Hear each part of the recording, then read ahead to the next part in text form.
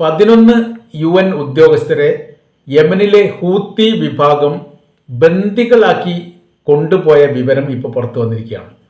വലിയ രീതിയിൽ വിമർശം ഈ വിഷയവുമായിട്ട് ബന്ധപ്പെട്ട് ലോകാന്തര തലത്തിൽ ഇപ്പോൾ നടക്കുകയാണ്.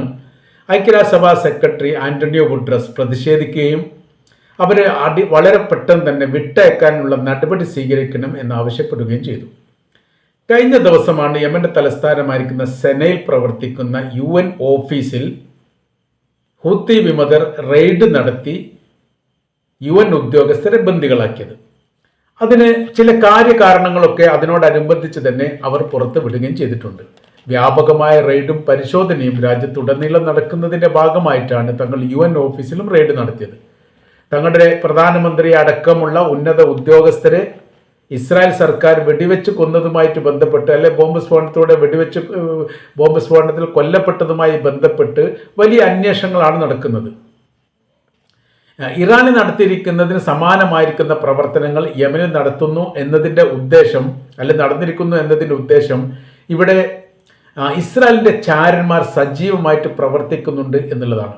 അവരെ കണ്ടെത്താൻ വേണ്ടിയിട്ടുള്ളതാണ് വ്യാപകമായിട്ട് റെയ്ഡ് നടത്തി. അതിൽ UN ഉദ്യോഗസ്ഥർ ഈ ഒരു വിഷയത്തിൽ ഇസ്രായേലിനെ സഹായിച്ചിട്ടുണ്ട് എന്ന് ബോധ്യപ്പെട്ടതിൻ്റെ അടിസ്ഥാനത്തിലാണ് ഉദ്യോഗസ്ഥന്മാരെ അറസ്റ്റ് ചെയ്തത് എന്ന ന്യായീകരണം പറഞ്ഞിട്ടുണ്ട്. ഇസ്രായേലിനെ സംബന്ധിച്ചിടത്തോളം ആ രാജ്യത്ത് ഇപ്പോൾ രൂക്ഷമായിരിക്കുന്ന ഭയപ്പാട് ഉണ്ടായിരിക്കുന്നു എന്നുള്ളത് കൃത്യമാണ്. കാര്യം ഏറ്റവും വലിയ ഉന്നത ഉദ്യോഗസ്ഥരിൽപ്പെട്ടവർ, അത് UN സഭയിലുള്ള ഉദ്യോഗസ്ഥന്മാരാണ് എന്നുള്ള പരാമർശമില്ല, പക്ഷേ ഇസ്രായേലി ഗവൺമെൻറ്റുമായിട്ട് വലിയ രീതിയിലുള്ള ബന്ധമുള്ള ഒന്നിലധികം വ്യക്തികളെ യമനിൽ നിന്ന് പിടിക്കപ്പെട്ടിട്ടുണ്ട്. അപ്പോൾ അവരെ വളരെ കൃത്യമായ രീതിയിൽ ചോദ്യം ചെയ്യുന്നതിൽ നിന്നാണ് മറ്റ് പല ആളുകളും ഇതിൽ പങ്കാളിത്തം വഹിച്ചിട്ടുണ്ട് എന്നുള്ള വിവരം പുറത്തു വന്നത്. എന്നാൽ UN സഭ ഇതിൽ പ്രതിഷേധിച്ചതുമായിട്ട് ബന്ധപ്പെട്ട് വലിയ പ്രതികരണം യമനിൽ നിന്ന് പുറത്തു വന്നിരിക്കുന്നു. അവർ പറയുന്ന കാര്യം, ഐക്യരാഷ്ട്ര സഭ എന്ന് പറയുന്ന സംവിധാനം അമേരിക്കയുടെ ചട്ടകമായിട്ട് പ്രവർത്തിക്കുന്ന ഒരു സംവിധാനവും മേഖലയായിട്ട് നിലനിൽക്കുന്ന രീതിയാണ് പല ഘട്ടങ്ങളിലും കാണാനുള്ളത്.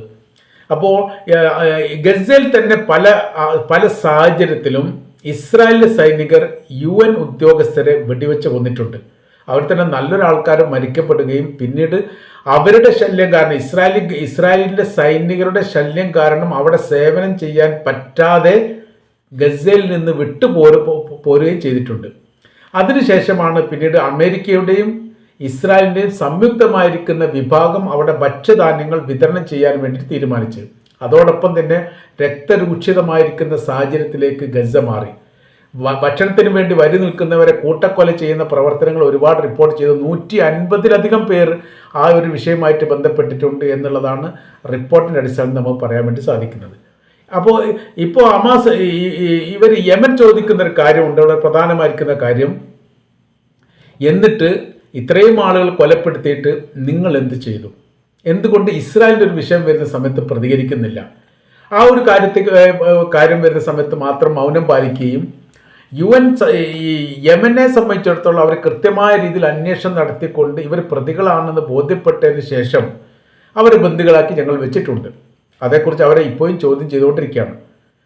അപ്പോൾ ആ കാര്യത്തിലുള്ള വൈകാരികമായിരിക്കുന്ന ഇടപെടൽ പോലെ ഗസയിൽ UN സഭയുടെ നേതൃത്വം വഹിക്കുന്ന ആളുകളെ ഇസ്രായേലി വെടിവെച്ച് കൊല്ലുന്ന സമയത്ത് ഈ വൈകാരികമായിരിക്കുന്ന നിലപാടുകളും അഭിപ്രായവും നിങ്ങൾക്ക് എന്തുകൊണ്ടില്ല എന്നൊരു ചോദ്യത്തിന് UN മറുപടി പറയാൻ വേണ്ടി സാധിച്ചിട്ടില്ല. അതാണ് ഒന്ന് പറയുന്നത്.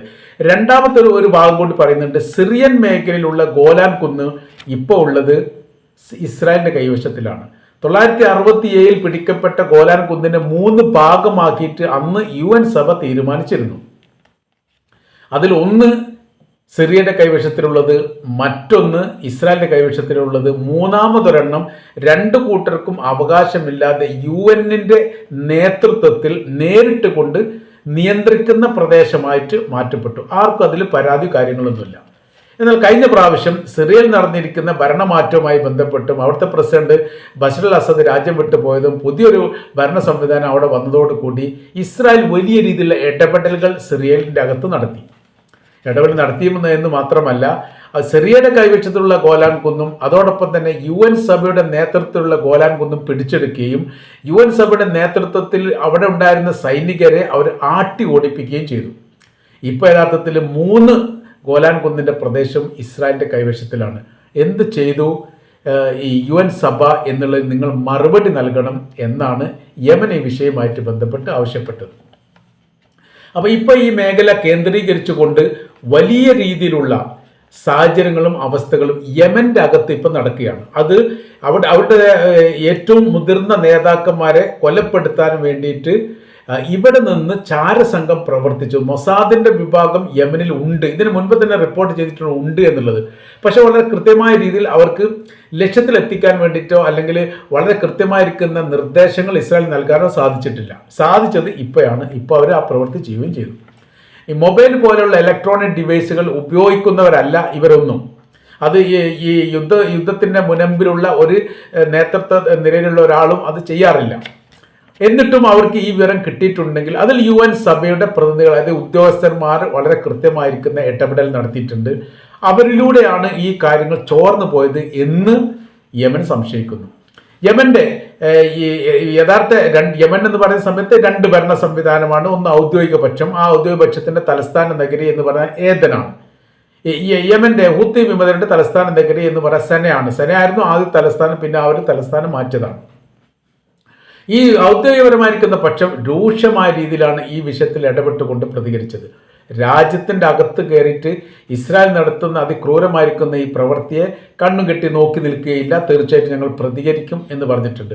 അപ്പോൾ ഔദ്യോഗിക പക്ഷവും വിമതപക്ഷവും സംയുക്തമായി ചേർന്നുകൊണ്ട് ഇസ്രായേലിനെതിരെ ഒരു യുദ്ധത്തിനോ ഒരു ആക്രമണത്തിനോ ഏറെക്കുറെ തീരുമാനിച്ചിരിക്കുന്നു എന്നാണ് നമ്മൾക്ക് അവിടെ നിന്നുള്ള റിപ്പോർട്ടിൻ്റെ അടിസ്ഥാനത്തിൽ മനസ്സിലാക്കാൻ വേണ്ടി പറ്റുന്നത്. UN-ലേക്ക് യമൻ തോക്ക് ചൂണ്ടിയത് എന്തിനാണ് എന്നുള്ള ചില അറബ് പത്രങ്ങളിലെ ഹെഡിങ് അങ്ങനെയൊക്കെ കാണാൻ വേണ്ടി സാധിക്കുന്നുണ്ട്. അതെന്തിനാണ് ആ പ്രവൃത്തി ചെയ്തതെന്നുള്ളത്.